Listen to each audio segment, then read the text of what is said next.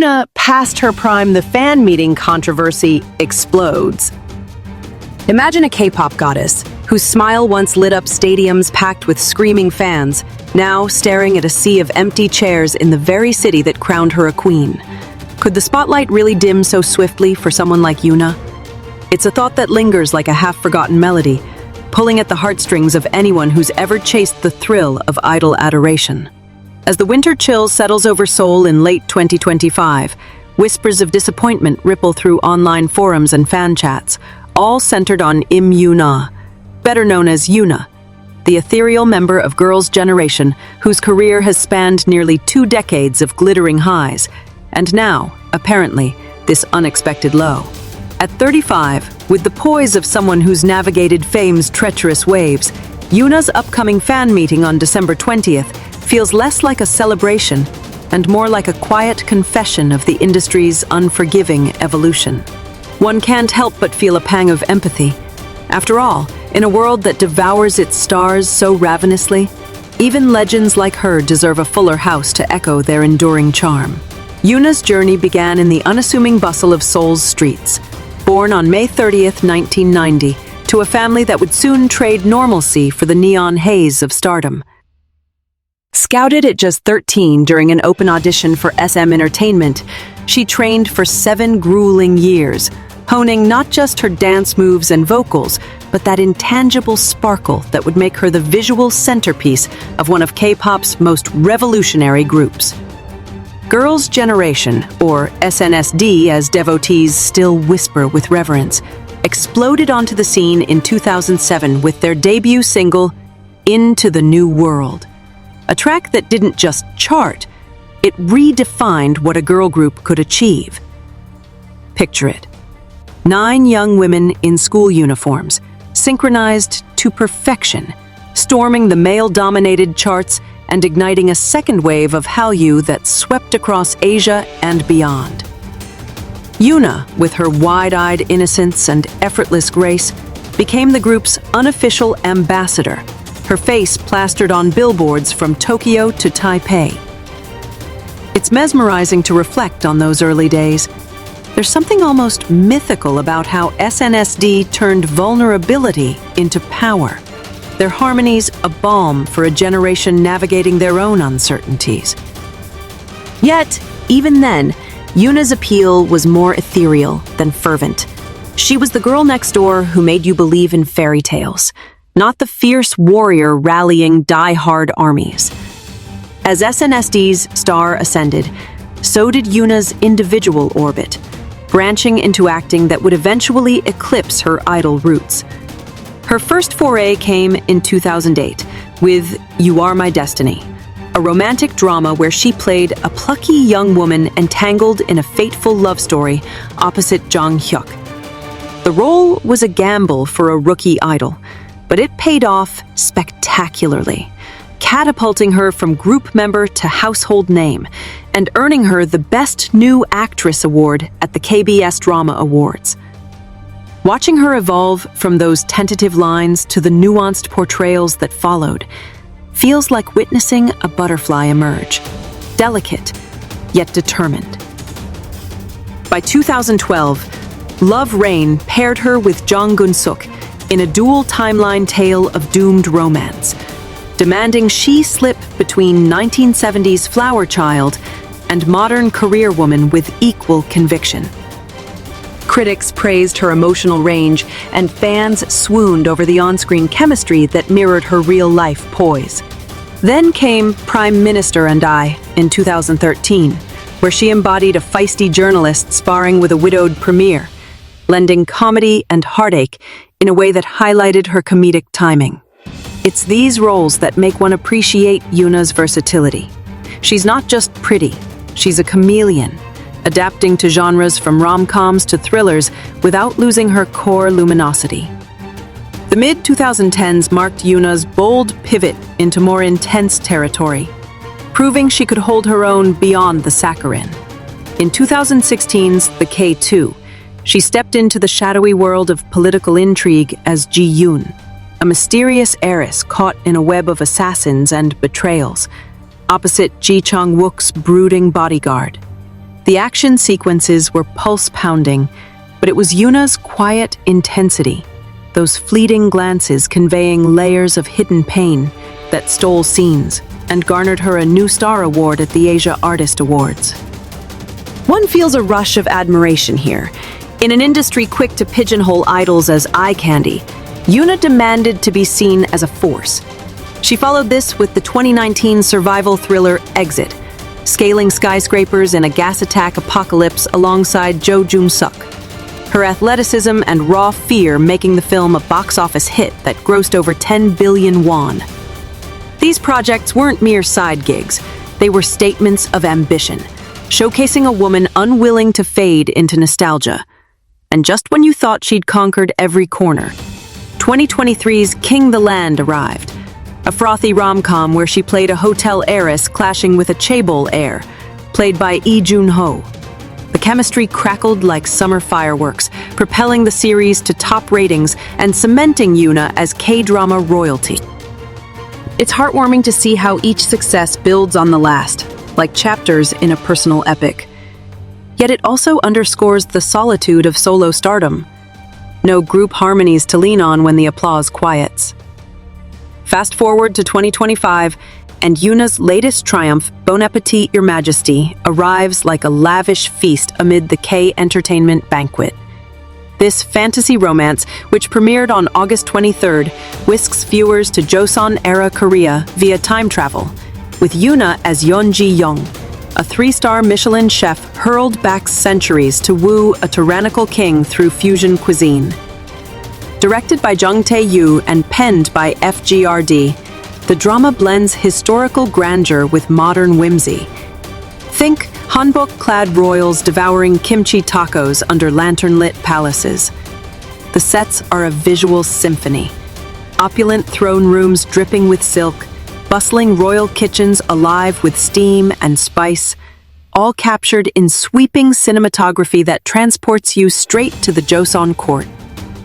Yoona's performance is the secret ingredient. Her subtle shifts from bewildered modern woman to cunning culinary diplomat, layering emotional depth onto the rom-com framework. Paired with rising star Lee Chae-min as the brooding monarch, their banter sizzles, evolving from culinary clashes to tender confessions that have fans shipping them off-screen. Critics hail it as a breakthrough, noting how Yoona's maturity infuses the role with quiet wisdom, a far cry from her bubbly idol persona. Across Asia, it's a sensation. Streaming records on Netflix, fan recreations of the dishes flooding social media, even culinary tie-ins popping up in Seoul cafes. One can't suppress a smile at the irony. Here she is, serving up a hit that should fill venues to the brim. Yet her promotional fan meeting tells a different story. It's a bittersweet reminder that acclaim on screen doesn't always translate to the tangible warmth of live crowds. The fan meeting itself, slated for December 20th at Seoul Women's University Main Auditorium, was meant to be the cherry on this dramatic Sunday. An intimate affair to bridge the historical fantasy back to reality, complete with behind-the-scenes anecdotes, fan interactions, and perhaps a taste of those fusion recipes. Tickets, priced at 99,000 KRW for the 1 p.m. or 6 p.m. shows, went on pre-sale November 14th for fan club members, with general sales following soon after. The venue, a cozy mid-sized hall seating around 1,000 per floor across 2 levels, promised an up-close vibe perfect for Yoona's approachable charm. But as screenshots of the seating chart leaked online, the mood shifted from excitement to stunned silence. Vast swaths of the upper and lower tiers glow empty, with only scattered clusters in the prime orchestra sections hinting at any rush. It's weeks away still, plenty of time for a last-minute surge. But for a star of Yoona's stature, whose SNSD concerts once sold out Olympic-sized arenas in minutes, the image stings like an under-seasoned dish. A viral post on Pan, amassing over 60,000 views in hours, captured the collective gasp. Yoona's fan meeting looks empty. Even when active with SNSD, although Yoona has high recognition, she doesn't have a large, solid core fan base. The words hit hard, echoing a truth many sensed but rarely voiced.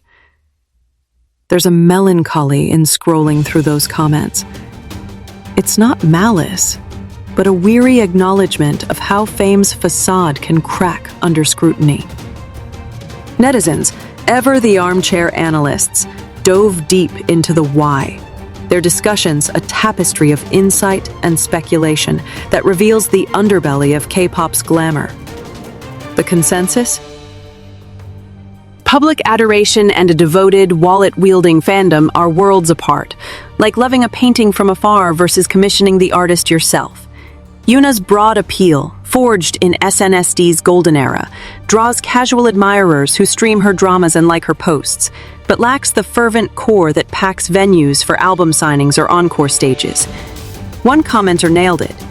Public popularity and core fandom are totally different things. Another quipped, "It's that small, and they're calling that a fan meeting." The sarcasm laced with sympathy. Speculation swirled around her acting pivot.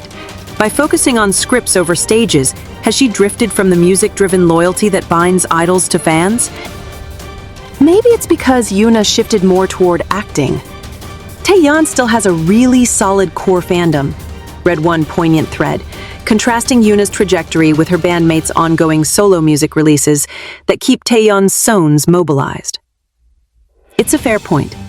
Taeyeon's albums like INVU and 2X have sustained that electric fan energy, her voice a constant in the charts. Yet, one feels a quiet defense rising for Yoona. Her choice to evolve wasn't abandonment, but growth, a bold step in an industry that chews up the stagnant. This isn't isolated. It's a refrain in the chorus of female idols' solo struggles, where the path from group harmony to individual spotlight is littered with unseen hurdles. Female artists in K-entertainment grapple with a unique alchemy, cultivating passion without the overt sensuality that boosts male counterparts' sales, all while navigating societal expectations of aging gracefully in youth-obsessed spaces. Fans of boy groups like BTS or EXO are legendary for their spending sprees, merch hauls, concert pilgrimages, even global fan projects that rival small economies, fueled by a culture that celebrates male idols' charisma as aspirational. Women, though, their devotion often manifests quieter, in heartfelt letters or streaming marathons, less inclined toward the high-ticket rituals. It's disheartening to unpack this disparity. One senses the quiet frustration of artists like Yoona, pouring heart into craft, only to face cooler receptions. Recent echoes abound. Han So-hee, the sultry star of The World of the Married, scrapped fan meetings in 5 cities after dismal domestic turnout earlier this year. Her acting accolades not enough to summon crowds. Red Velvet's Wendy, with her soulful pipes and like water comeback, stared down unsold seats at her 2024 showcase, prompting heartfelt apologies that tugged at fans' strings. Even IU, a solo titan, has weathered similar lulls. Her 2023 The Winning Tour a testament to persistence over perfection. These stories weave a sobering thread. Women in the spotlight must not just shine but strategize, balancing visibility with vulnerability in a market that rewards relentlessness. Zero out, and Yoona's moment becomes a microcosm of broader shifts rocking K-entertainment, where the idol-to-actress transition is less a golden ticket and more a tightrope over fan-base fragmentation. Back in SNSD heyday, their 2011 The Boys World Tour filled Tokyo Dome twice over, a 100,000-strong frenzy that felt invincible. Yoona, often center stage, embodied that unity, her fan service a gentle wave to the masses. But post-2017, as members pursued solos, the group's gravitational pull weakened, scattering loyalties. Jessica's fashion empire, Tiffany's American ventures, Sohyun's thespian turns, each carved niches. But Yoona's acting immersion, while artistically rich, may have softened her musical tether. Netizens muse on this dilution, probably because Yoona focuses mainly on acting, one post lamented, while another added, just from looking at it, it seems like a small-scale event. Yet agreement ripples through. It must be really hard for female solo artists to build a strong fandom. There's wisdom in that weariness. The industry, with its 7-year curses and contract battles, rarely equips idols for the long game of solo sustainability. Female stars, in particular, face the double bind of being relatable yet irresistible. Their fan base is more reflective than rowdy. One aches for the systemic tweaks needed, more hybrid promotions perhaps, blending drama panels with acoustic sets to recapture that elusive spark. Still, amid the chatter, sympathy blooms like late autumn blooms in Seoul's parks. Comments flood with encouragement.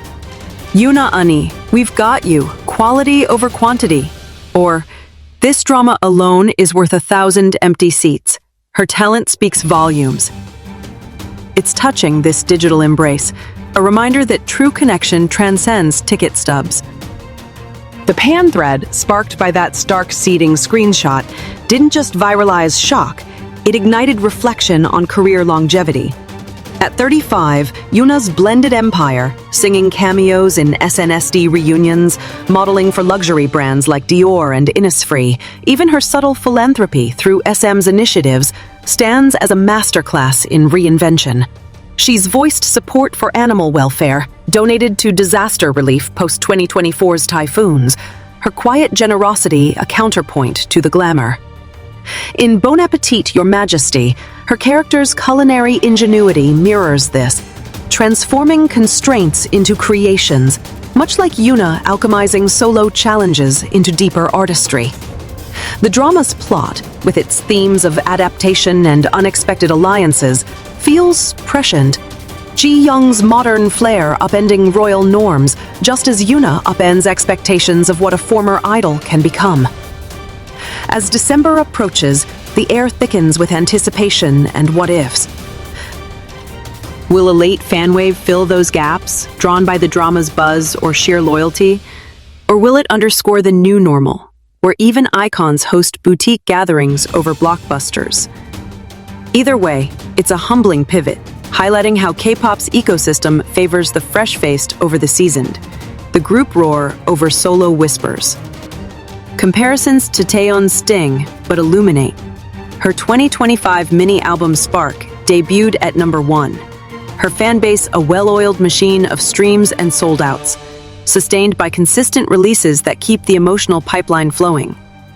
Yoona, ever the actress, channels her energies differently, into scripts that demand months of immersion, leaving less room for the frequent fan feeds that nourish core devotion. Yet, one senses resilience in her silence.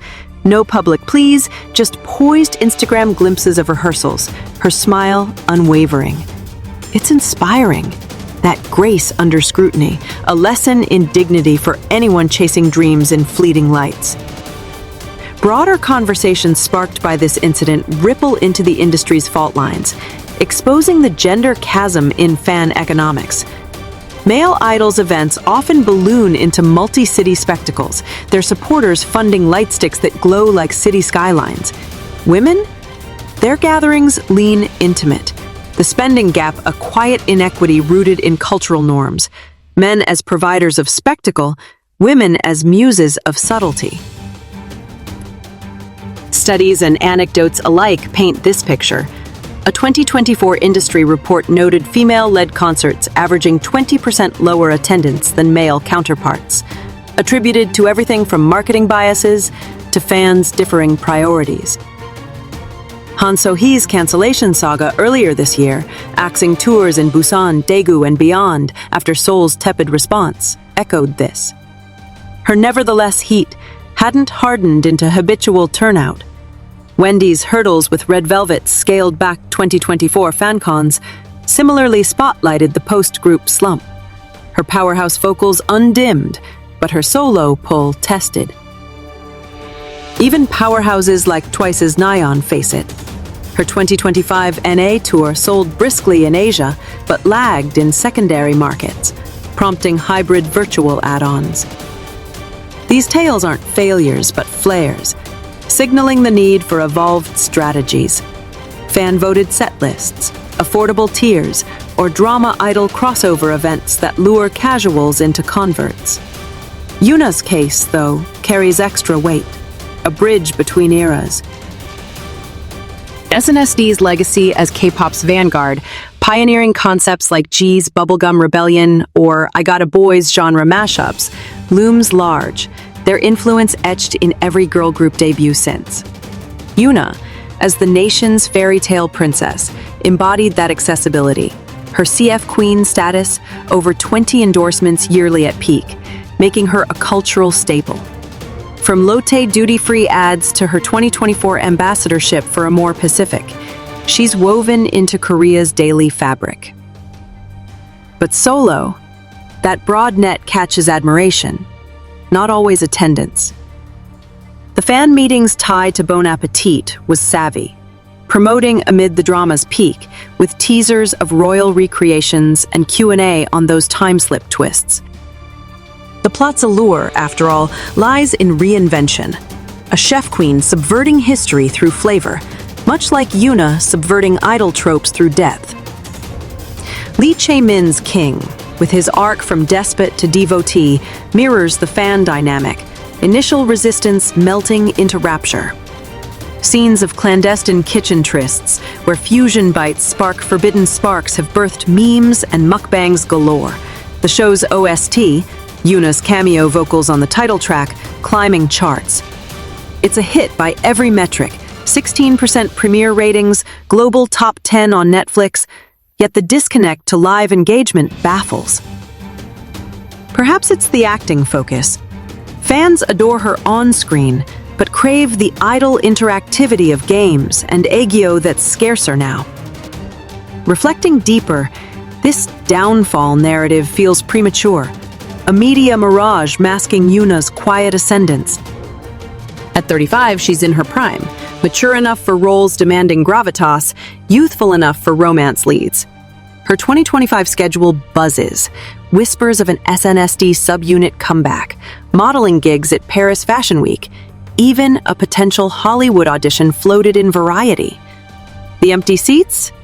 A blip, perhaps, in a career that's weathered hiatuses, scandals, SNSD 2014 lineup shift, and pandemics. One feels a swell of optimism.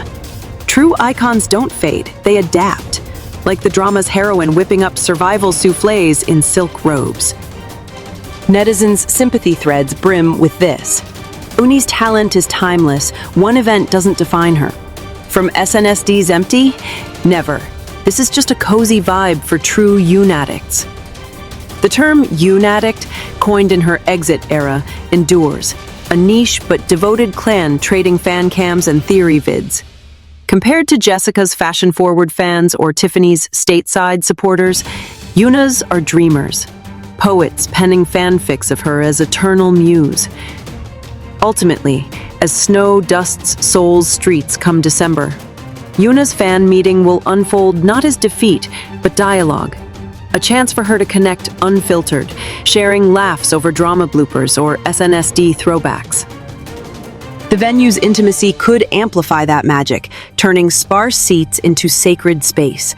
It's a poignant chapter in K Entertainment's tome, where public fame's roar no longer solo guarantees sold-outs, demanding instead authentic bonds over blockbuster bids.